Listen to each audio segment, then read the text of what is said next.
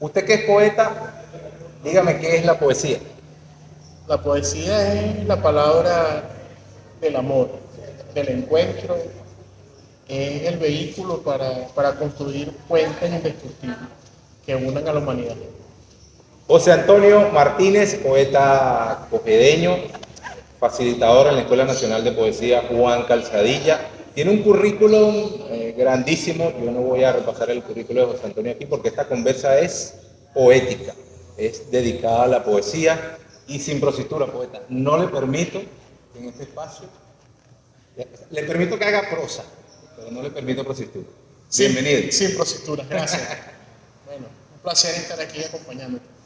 Fíjate que el llano que nos rodea, ya una vez finalizado marzo, nos deja tantas cosas para la reflexión. Usted hablaba que la poesía es un puente indestructible, que la poesía es un puente para la vida, pero ¿cómo se va comiendo eso? Si a nosotros nos dijeron, usted es de los 80, usted nació en los 80, ¿no? Sí. A nosotros nos dijeron que la poesía estaba en un altar o era para encopetados. ¿Cómo irle diciendo a las nuevas generaciones, a propósito de que enseñamos en la Escuela Nacional de Poesía, tenemos una misión bellísima aquí, cómo irles diciendo a las nuevas generaciones que la poesía es la vida misma? Bueno, en primer lugar es que la palabra somos nosotros. La palabra es lo que hacemos, cómo nos relacionamos, cómo nos comunicamos. Y si el trabajo del hombre, el trabajo de la mujer es su quehacer, la palabra sirve, la poesía, para recrear todo eso y de alguna otra forma contar las historias de lo que vive cada quien, con su mirada, con su color, con su tinte, pero sobre todo contar la vida. ¿Cómo se come eso? Comiéndose, haciéndolo, escribiendo, escribiendo los detalles, escribiendo. Aprender haciendo, como decía Simón. Simón Rodríguez, aprender haciendo. Pero ese haciendo también tiene una carga de nuestro maestro Paulo Freire. Haciendo, reflexionando, haciendo. Es decir, la poesía no es una palabra suelta, es una palabra conectada con la vida, con la historia y por supuesto con la crítica. Hay tantas cosas sin importancia a veces en las redes sociales o que parecen de poca importancia y nosotros nos ponemos en este podcast sin prositura alguna, sentados tomando café, rodeados con Laura Antillano, que es protagonista en la revista Resolana, en su segunda entrega, con José Daniel Suárez, el maestro José Daniel Suárez, con Miguel Pérez, el poeta Miguel Pérez. ¿Cómo convencer a la gente de que la poesía es importante, de que estos espacios pueden servir para construir, para sembrar? ¿Cómo convencerlos si a veces lo conseguimos con tanta eteriedad en las redes sociales? Bueno, parte de ese convencimiento pasa por reconocer que la historia de la humanidad está escrita, está manifestada a través de la literatura y que de alguna u otra forma en ese proceso de recrear la vida no vamos a leer vidas lejanas, sino que vamos a leer vidas cercanas. Podemos leer a través de José Daniel, a través de Miguel, a través de ti, Nuno, a través de Albizu, la vida de Coger, la vida de lo que nos rodea. Entonces, la poesía nos permite recrear nuestro mundo global, pero muy particularmente nuestro mundo local. Y en la localidad es donde están los sentires, los sueños, las urgencias, los problemas. Y la poesía también construye soluciones, porque nos permite decir lo que algunos medios no dicen, nos permiten decir lo que algunos profesores no dicen. Entonces, cuando o que dicen condicionados. que lo dicen a medias. Entonces aquí develamos la verdad que no es completa, sino que es una parte de esa verdad fractal, un pedazo de esa verdad, que entonces cuando esa palabra viaja a través de la poesía y se conecta con otra persona, esa persona conecta esa letra, esa vivencia con la vivencia propia. también es importante la poesía. Para entender el mundo completo, primero tenemos que entender nuestra pequeña parte del mundo. Claro, y vamos conectando esos mundos. La filosofía zapatista dice que debemos procurar un mundo donde quepan varios mundos y que esos mundos dialoguen entre sí para que lo que un mundo sabe, el otro lo aprenda, y lo que un mundo desconoce, lo busque en otro mundo. La poesía permite eso. Sin egoísmo. Sin egoísmo, sin que ninguna palabra se coma a otra, sin ninguna palabra que se coma a otra, porque la intención es que haya un diálogo intercultural, dialéctico, que haga síntesis a través de ese ejercicio bonito de decirnos lo que sentimos, lo que pensamos, las urgencias que tenemos, los sueños que tenemos, pero los sueños que se trabajan. O sea, no los sueños que están por allá en el imaginario solamente, sino que forman parte del imaginario, pero lo concretamos en la realidad. Por eso es que es sin cositura, porque es poesía llena de tierra, llena de fango, llena de sudor, pero al mismo tiempo con aroma a flores. Yo me permito tomar un momento de nuestro fondo, este libro del poeta Miguel Pérez, que se llama Espera latente o Fuego bajo lluvia. Quiero preguntarte por tu obra y sin caer en comparaciones, como formamos parte de un todo, nuestra parte forma parte de un todo, valga la redundancia, la poesía de Miguel Pérez es militante, con una pasión profunda, con la palabra que busca transformar, es militante y a la vez, como se dice en este libro, un canto de insurrección. En la obra de José Antonio, quiero que nos hables de tu obra. Particularmente, como formamos parte de un universo llanero donde crecimos, donde en marzo nos prendemos en fuego, en candela, como dice el llanero, y tenemos tantas particularidades. Háblanos de tu obra y cuéntanos para qué escribes. Recientemente publicaste tu segunda obra durante la Feria Internacional del Libro, allí fue presentada. Bueno, la obra son piezas cortas realmente, son retazos, porque escribo a partir de la vida, pero esa vida de momentos cortos, ¿verdad? Que se amalgaman, entonces van tejiendo una gran sábana, un gran cobertor, una gran atarraya, ¿verdad?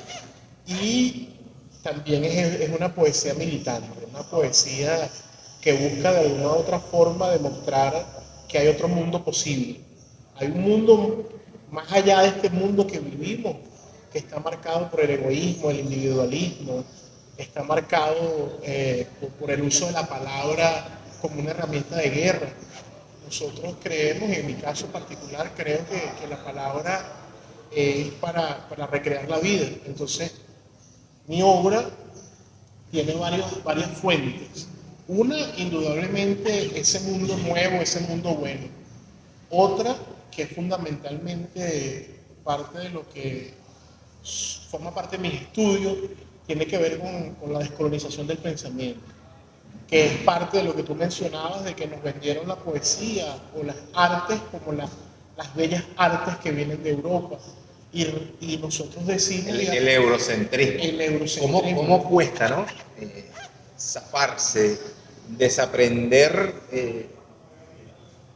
esa idea tonta, a mi juicio, de que Europa es el centro del mundo y no existe nada más. A nosotros nos quedó eso y hemos tenido que hacer un proceso gracias a la poesía, gracias a la lectura, para desaprender todo eso. Claro, la marca colonial nos indica a nosotros que somos premodernos, somos salvajes, incivilizados, que no tenemos cultura, que no tenemos idioma, no tenemos tradiciones, y por tanto se nos negó la voz, se nos negó el pensamiento, se nos negó la voz, se nos negó la palabra, y se nos negó mucho más la acción, esa acción que transforma, porque se nos tildó de incapaces. Entonces la poesía, mi obra también refleja la crítica a la historia tradicional, a la cultura tradicional, a las ciencias tradicionales, para a través de la poesía refutar eso y decir que aquí hay voces, que aquí hay historias, que aquí hay palabras, que aquí hay vidas.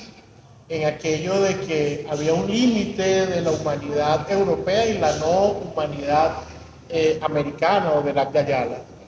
Otro elemento fundamental es que ese proceso de ocupación, de coloniaje europeo a América, invisibilizó muchos rostros.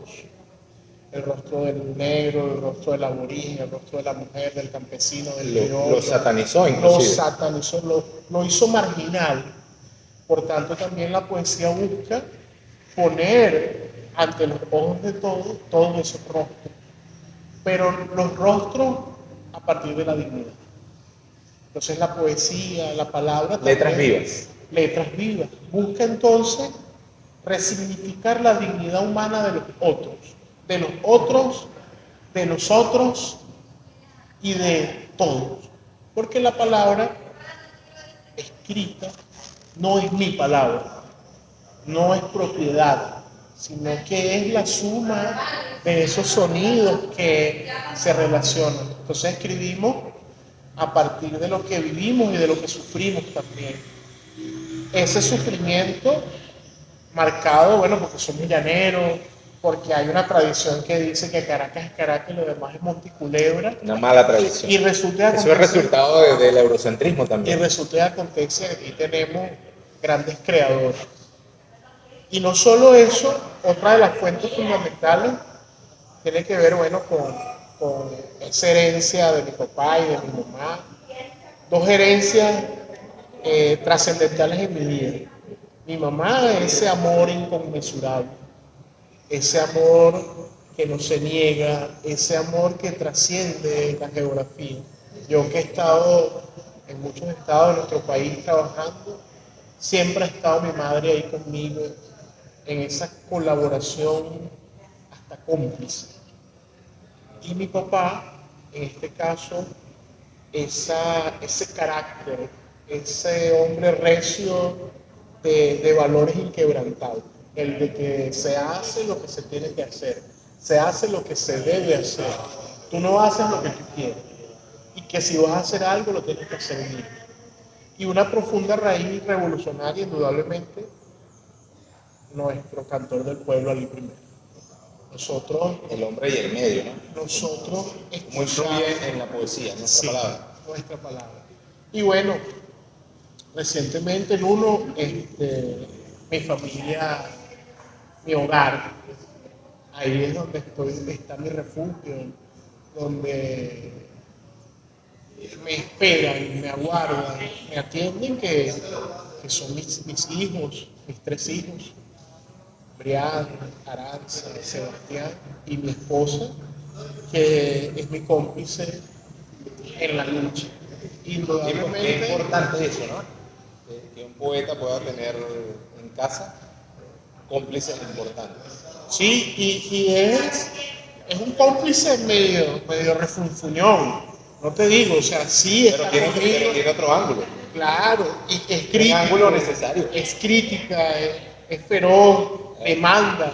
No le pone anestesia a la flecha, sino que la dispara. No. Indudablemente es también parte de esa etapa de crecimiento humano, donde nuestro rol no solo es el ser hombre, sino que nuestro rol es ser padre, ser amigo, ser dador de vida, recibir la vida.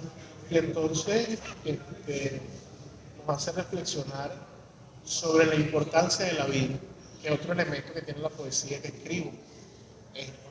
La valoración de la vida humana y de la vida en el planeta, la vida no humana, porque para hacer una poesía militante no solo debe migrar del eurocentrismo, sino también que debe migrar del antropocentrismo y dejar de ver al ser humano como el centro de todo y empezar a ver a la vida como centro de la vida, el planeta, las plantas, los animales.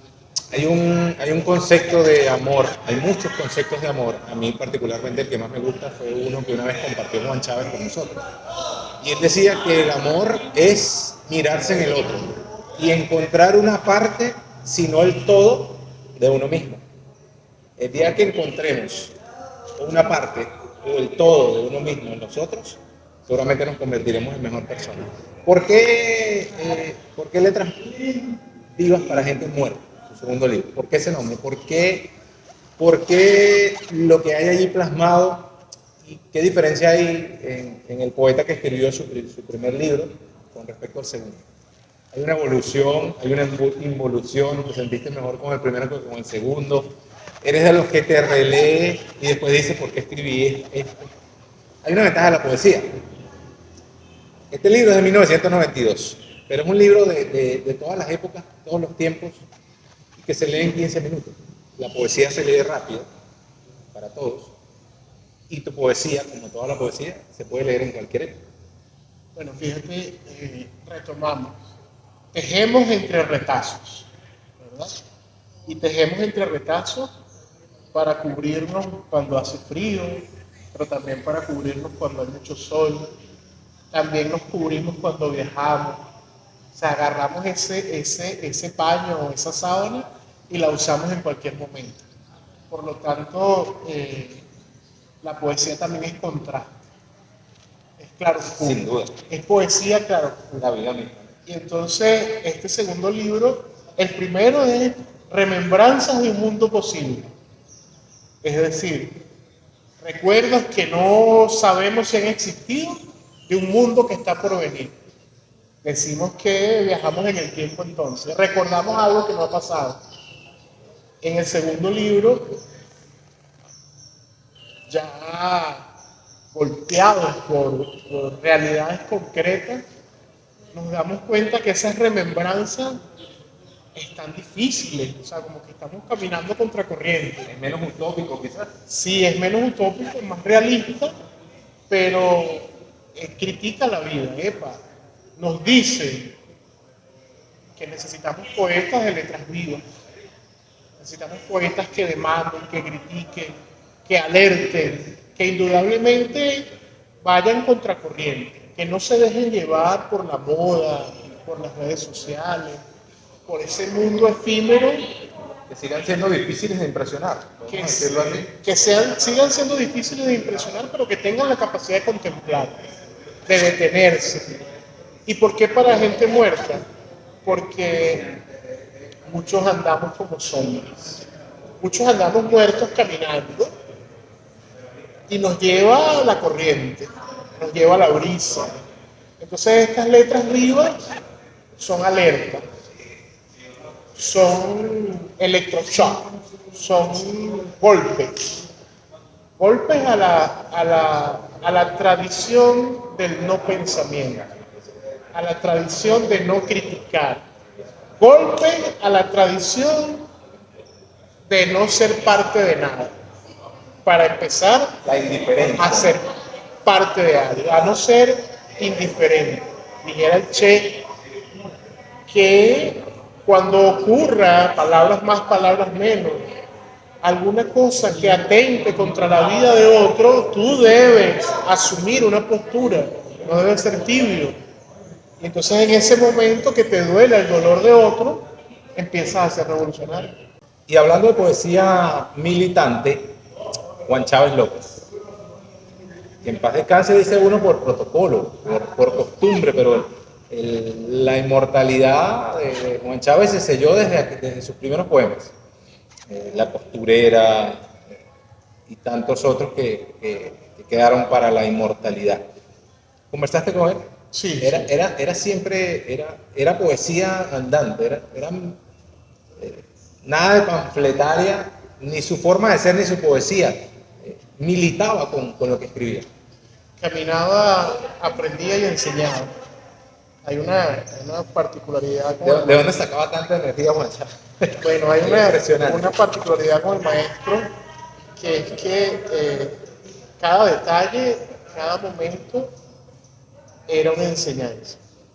Y su palabra, digámoslo así, muy reflexiva, porque no era un poeta que estaba alejado de la realidad en un imaginario por allá rosado, sino que conectaba con la raíz y también esa conexión con la cotidianidad, porque vivimos la cotidianidad, pero a veces no escribimos sobre ella y dejamos pasar ese tiempo como que si nada hubiese pasado. Y él me hacía reflexionar en ese sentido sobre la importancia de cada momento. Sí, hay un poema, Alviso, ¿recuerdas el nombre del poema que le escribió a las panaderas de La Morena? Sí, las panaderas de La Morena. Hablando de cotidianidad, Juan Chávez, que con su familia vivía diagonal a la panadería La Morena, con Pan Galáctico, para la panadería aquí de San Carlos, él logró plasmar con una belleza muy profunda un hecho cotidiano de ir y comprar pan cada mañana en el desayuno, inmortalizarlo en la poesía, ¿no? Parece sencillo, pero es muy complejo. Pero entonces, si la cotidianidad no es compleja, ¿cómo es que Juan Chávez lograba eso? ¿No? ¿Cómo contagiarnos de eso? Es que parte de las ciencias, ¿verdad? De las artes, están en esa disputa que hacemos creer, los que hacen ciencia y los que hacen poesía, algunos o muchos, hacen creer que es muy complejo. E indudablemente es desde la complejidad, pero es desde la sencillez de la cotidianidad.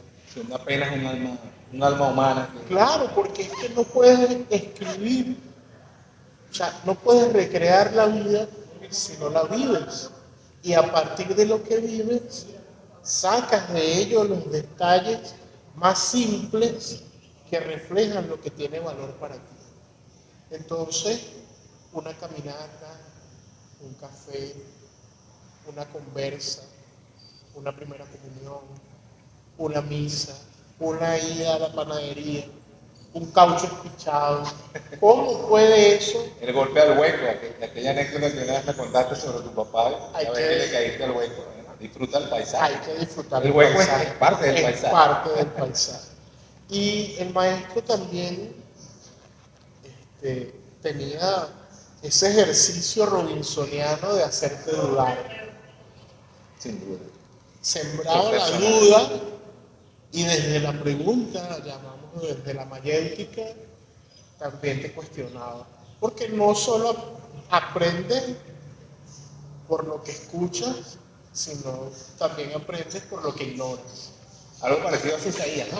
Isaías en su buen humor perenne. Es una particularidad. Yo creo que a nosotros nos falta bastante para llegar allí. Ya voy a mencionar otro maestro que he mencionado varios, Miguel Pérez, Juan Chávez, ahora Isaías Medina López. Siempre andan de buen humor. Siempre andan contentos, siempre andan felices. Siempre, pero a la vez anda emplazando, a la vez anda construyendo, te anda haciendo dudar. Y algo que también nos queda mucho por aprender de los maestros, andan escuchando. Siempre andan escuchando. Es que particularmente esa transición, ¿verdad? Para la construcción de la poesía militante, pero también para la construcción de la poesía de vida, parte de silenciarte. Porque el ejercicio de colonización también está en la palabra. Yo te convenzo a través de la palabra, pero no te escucho. Por tanto, guardar silencio también es un hecho revolucionario y poético. Porque cuando guardo silencio, me permito que el mundo me interpele. La palabra del otro te interpela. Isaías, en esa historia caminando, viene de escuchar, ¿verdad? Viene de ser profesor, viene de escribir. Casi 40 años de pero servicio, entonces, 39 fueron, ¿no? 39 años de servicio en la UNEYES. Pero resulta que acontece entonces que desde la alegría te critica, desde la alegría critica lo que está pasando por debajo de la mesa. Y también y después va y te pone un ladrillo para construir. Y tiene esa conexión indudable con con la farra, con el juego, con la tradición. Eso es impactante porque entonces es multifacético.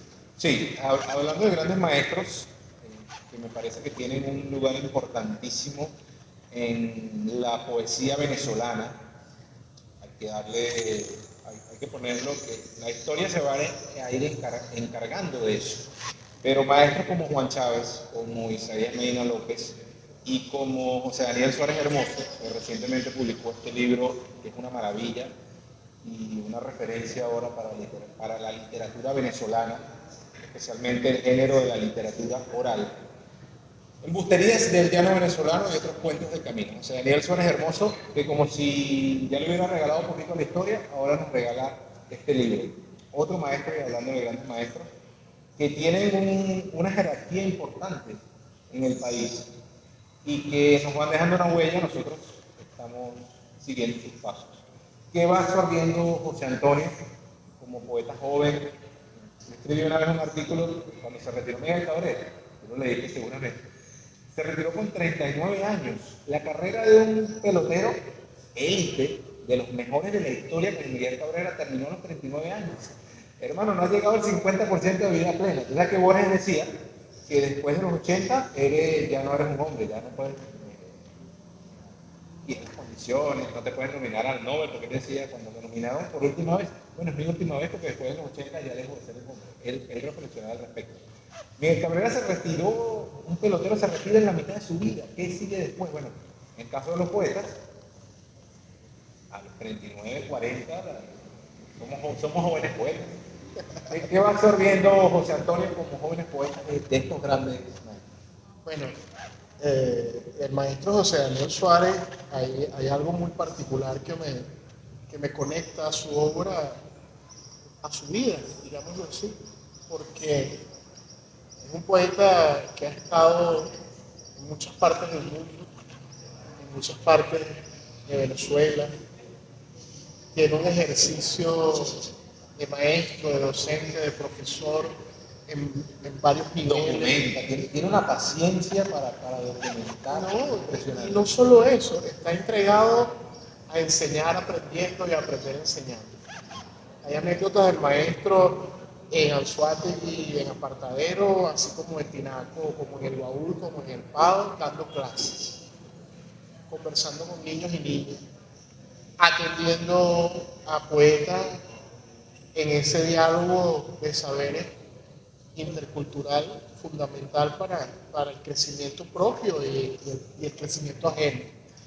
Y el maestro también, esa capacidad que tiene, porque yo solo escribo y camino, el maestro escribe, camina, hace teatro, hace música, canta, filma películas y da ponencias, o sea, es una obra integral de vida y un ejemplo digno de imitar. Y la humildad que lo caracteriza. En donde tú te lo concibes, que le quieres preguntar algo, él siempre está abierto a esa pregunta. Está abierto a comentarte todos los relatos. Y en conversaciones con él hay una conexión importante del pensamiento decolonial, la influencia de un sociólogo portugués, Boaventura de Sousa Santos, del maestro Enrique Dussel, por aquello de hacer de la palabra, la poesía, el teatro, una manifestación de la vida para criticar el poder, para criticar la opresión del poder. Vaya que al poder no le gusta que lo critiquen, ¿no? No. Independientemente del color que tenga, en la época que sea, el poder te saluda y te abraza mientras no te metan con él. Indudablemente por la influencia que tiene el poder dominante. Trascendemos ese momento del poder dominante en un poder que obedece, un poder que se subordina. Volvemos al pensamiento zapatista, un gobierno que obedece, un gobierno obediencial. Pero entonces esa conexión para refutar hasta el propio poder que tú ejerces, porque en el caso de nosotros que somos poetas, que escribimos, pero que también somos profesores, es esa crítica permanente a tu forma de dar clase, a tu forma de compartir la clase. ¿Por qué? Porque no puede ser que tú tengas la razón, sino más bien que es una razón compartida, construida, ¿verdad? Y el maestro José Daniel tiene eso, que te inspira a criticarte a ti mismo, a refutar tu método, tu enfoque. Y que es importante para mí, pues que cada uno de esos maestros no perdieron la humildad, su trabajo consistente con el tiempo, es decir, su crítica, su postura militante no se ha visto, y parecen. exactamente, no se ha visto fragmentada por el hacer, sino que tienen ese diálogo permanente entre lo que imaginan, lo que piensan, lo que dicen y lo que hacen. Son congruentes con la palabra. Como dice Galeano, sentipensante. Sentipensante. Háblame de tu experiencia como facilitador en la Escuela Nacional de Poesía Juan Calzadilla, que llegó a nuestras vidas hace poco más de un año, ¿no? Sí. Poco más de un año. Se está Y cumpliendo que, un año, mes, año, sí, 2 meses. y que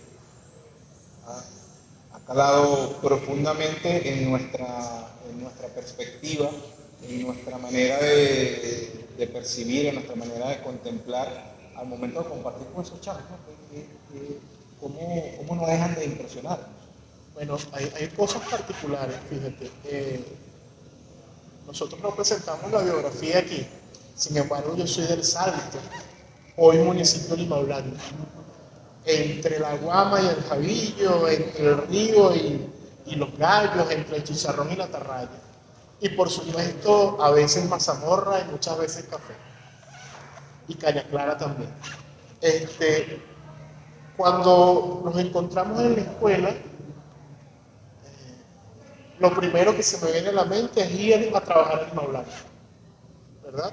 Porque también somos deudores eternos de los territorios donde vivimos.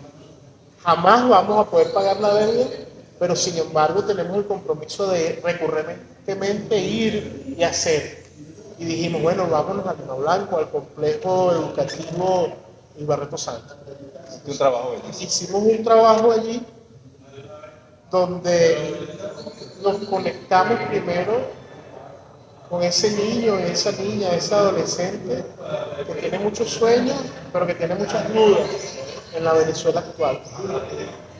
También nos conectamos con ese niño, niña, adolescente de un municipio con mucha raíz de las artes, mucha tradición oral, mucha música llanera, mucho violín, exactamente. Después nos vinimos este año al Liceo Nacional 24 de julio de 1783, natalicio del Libertador, en la comuna de Ezequiel Zamora, complejo iraní, donde es un mundo diferente. Hay unos jóvenes más asociados a los medios de comunicación, al teléfono, a la música, ¿verdad? Y la escuela primero me permite conversar conmigo de hace unos años. Me permite conectarme con los sueños de los niños y con los reclamos, porque me acuerdo que ahí estaba yo también. La escuela me permite conocer a otros poetas, porque el método y el enfoque de la Escuela Nacional de Poesía Juan Calzadilla tiene un proceso de descolonización. No vamos a fuentes extranjeras, europeas, a buscar maestros. Los buscamos en Venezuela, los tenemos en Venezuela, los leemos en Venezuela y a partir de eso que leemos escribimos, ¿verdad?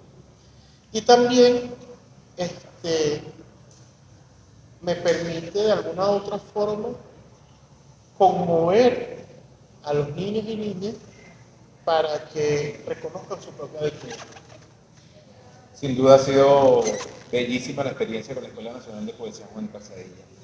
Una pregunta impertinente, José Antonio. Al Estado que le molesta que lo emplacen, ¿cómo explicarle cosas que incomodan no solamente a los artistas en el mundo de la literatura, a los poetas, sino también en otras áreas? ¿Cómo decirle, por ejemplo, que lo que se llega a gastar en un circo sin concepto? Imagínate cuánto vale alquilar, por ejemplo, una pantalla gigante 4K, el formato moderno, para una noche de bochinche, como decía Miranda, bochinche, puro bochinche. Sebastián decía eso. Vale, no sé, $1.500 esa pantalla. Con $1.500, poetas, ¿cuántos libros podemos editar en un año un poeta o varios poetas que dejen como legado para la historia, por ejemplo? La utilidad de un recurso verdaderamente enfocado hacia la cultura. ¿Cómo explicarle al Estado, al poder, en su gran dimensión, ese tipo de cosas? ¿Cómo decírselos elegantemente? Porque un poeta tiene que ser elegante. Y hablando del maestro, le veo a José Daniel explicando algo y lo hace con elegancia. ¿Cómo emplazar al poder y decirle, oye, estaría mejor aprovechado esto aquí? Bueno, es fundamental la crítica, ¿verdad? La crítica a partir de la construcción de propuestas. Entonces nosotros le pudiéramos decir al Estado, al poder, que debemos transitar del gobierno que hace lo que piensa al gobierno que obedece lo que emerge del pueblo. Y entonces descolonizar al gobierno, descolonizar el enfoque del gobierno. Descolonizar el enfoque del gobierno. Porque resulta y acontece que el pan y el circo es romano. Sí. Resulta y acontece que la corte, aquí no sueltan leones. que la corte para recibir la autoridad es europea.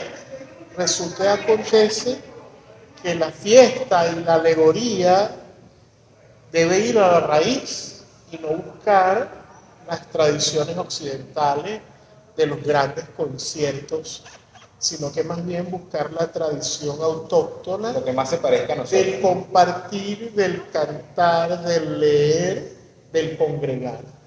Pero para como paréntesis el por qué algunos sí, porque yo conozco a varios que están dentro del Estado, bueno, del poder constituido, y quieren ir a base de 2 o 3 libros anuales. ¿Cómo se funciona eso? Bueno, parte de eso también tiene que ver con ese proceso de descolonización, porque el tránsito de la descolonización también es el egocentrismo, o mejor dicho, ese centro humano del yo por encima del otro, también es una categoría de la colonización. Sí. Por tanto, en la medida que nosotros nos expandemos al reconocimiento de la dignidad de los demás y le permitimos a los demás ser y no le negamos el ser, entonces le damos cualidad democrática, participativa. Y también, entonces, ¿qué le decimos a los poetas para que no sean poetas muertos? Entonces, que hay un ejercicio de participación, de organización, que tenemos que nosotros promover esa red, esa atarraya o esa atarraya que permita juntarnos para hacer.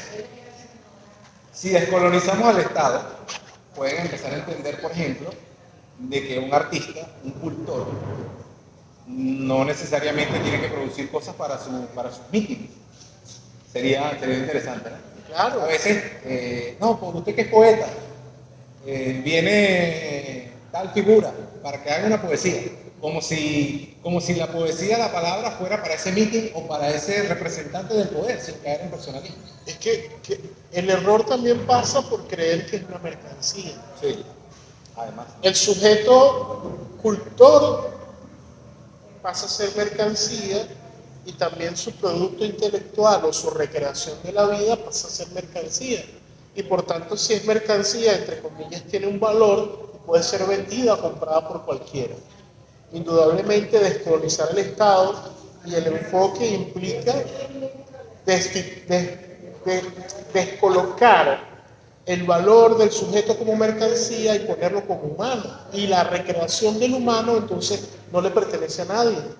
Y no es de un momento o un lugar, sino que es de todos los momentos y de todos los lugares.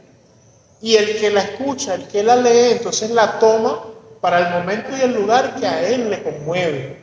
Exacto. Y entonces no podemos andar predicando el que me crees algo para presentarlo, sino más bien debemos promover que crees algo para criticar lo que está ocurriendo. El ecosistema literario. Sin prostitutas hasta aquí, te felicito. Ya has controlado, nos hemos controlado un poco. José Antonio juega baloncesto.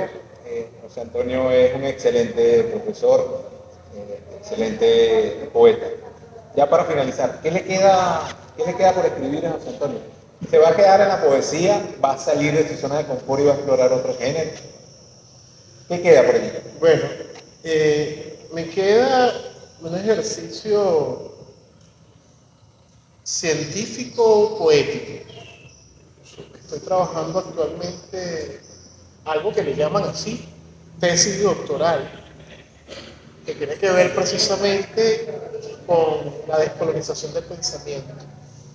Y estamos teniendo los diálogos comunales. Estamos haciendo una investigación Tengo las bases. con consejos comunales. Entonces, me queda convertir esa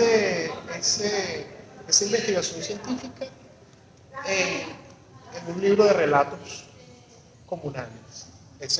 En primer plano está eso. Se parece entonces a la literatura oral que tienen años planteando Isaías y José. Perfecto, sí. Está eslabonada con eso. También me queda uno procurar, digámoslo así, conectar a mis hijos. No conectarlos, suena condicionante, sino conmoverlos. Conmover a mis Hay hijos, una diferencia importante entre conmover y conectar. conmoverlos para que ellos escriban, dibujen, recreen. Y seguir escribiéndole a la vida, seguir escribiéndole a los problemas y por supuesto seguir escribiendo a la solución. Gracias, poeta. De todo y sin prostitutas con José Antonio Martínez. Muchas gracias.